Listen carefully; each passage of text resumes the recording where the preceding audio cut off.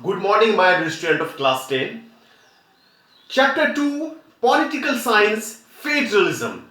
Today we will discuss this chapter Federalism. Okay, my dear students, in the previous chapter we noted that vertical division of power among different levels of government is one of the major forms of power sharing in modern democracies. And in this chapter, we focus on this form of power sharing. It is most commonly referred to as federalism.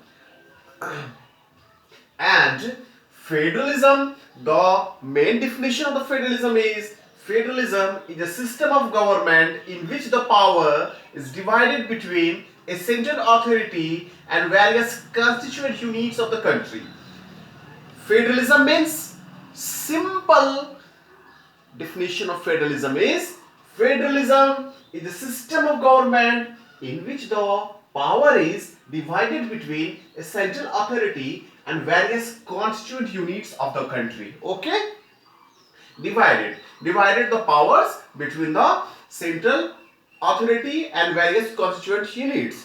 Country like in India, powers divided between central government, state government and local government or local body. Okay, this is the definition of federalism. But you have the questions in your mind. What are the features of the federalism? Okay, now we discuss the key features of the federalism.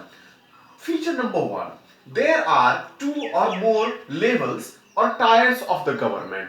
In federalism, government powers divided between two or more levels. Two or more levels. Each tier has its own jurisdiction. Each tier has in-earth jurisdiction. Their separate areas. That means their personal powers, their personal jurisdiction in matters of legislation, taxation and administration. Separate. Central government, state government and local body.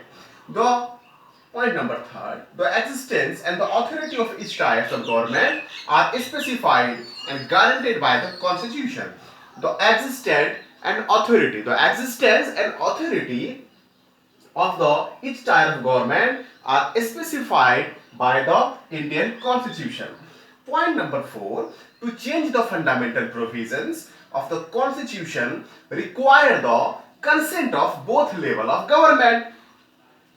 To change the fundamental provisions given by the constitution,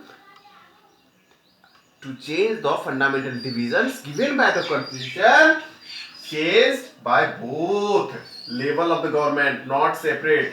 Okay, point number 5, courts have the power to interpret the constitution and the powers of different levels of the government. Courts have the powers to interpret the constitution and the powers of different levels of government, and the higher court acts as an umpire. The higher courts act as an umpire. Point number 6, sources of revenue for each level of government are clearly specified to ensure its financial autonomy, and sources of their income are different and their personal autonomy.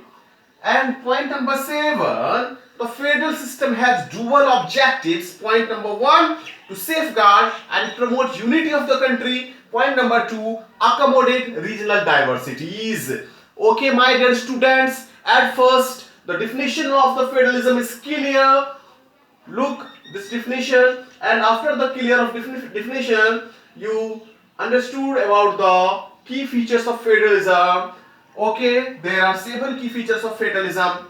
Okay, and we are go to the next topic, the different kinds of the federations. Okay, my dear students, there are two kinds of routes through which federations have been formed: coming together federations and holding together federations. Okay, independent states coming together on their own to form a bigger unit called coming together federation. Okay, two types of federation here: coming together federation and holding together federation. Coming together federation, independent states coming together on their own to form a bigger unit, and holding together very large countries decide to divide its power between the constituent states and the national government. Point number 2, in this category, which category? Coming together federation category of federalism, all the constituent states usually have equal power. All the constituent states have equal power and are strong as a federal government. Okay? In this category, all are equal power, but in this category, that means in holding together federation, the central government tends to be more powerful, like India. Okay? Examples of these countries in coming together federations countries are United States, Switzerland and Austria. And in holding together federations examples are India, Spain and Belgium. Okay, this is the definition, this is the difference between the coming together federation and holding together federation. Each point wise difference. Okay, point wise difference. There are 3 points of the definitions and difference of the coming together federation and holding together federations, 2 differences and last examples. Okay, write in your notebook. And the next question is what makes India a federal country?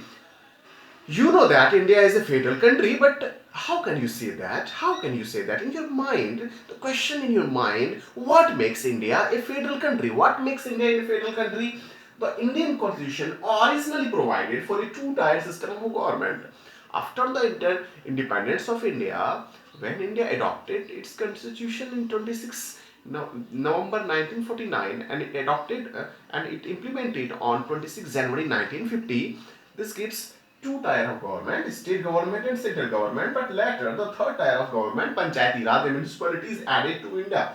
And the powers divided in 3 sectors: union list, state list and concurrent list. Union list related to central government, state list related to state government and concurrent list related to both central and union and central also.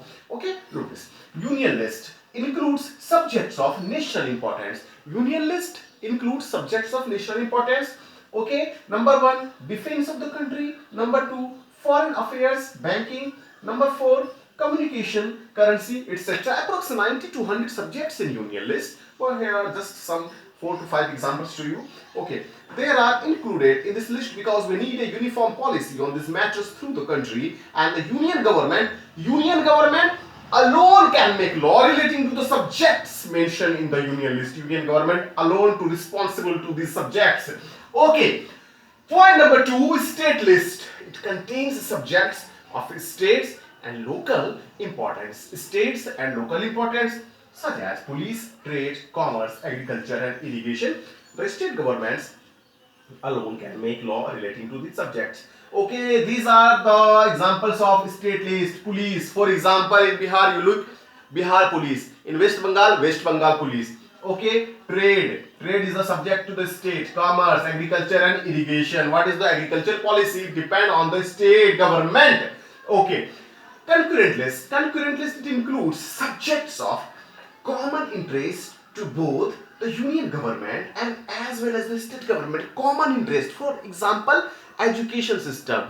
You all are the student of CBSE, Central Board of Secondary Education, but students those study in Bihar board, okay, BSEB, and some students in West Bengal study in West Bengal board, Maharashtra board, Delhi board, and they are education through divides central government and state government.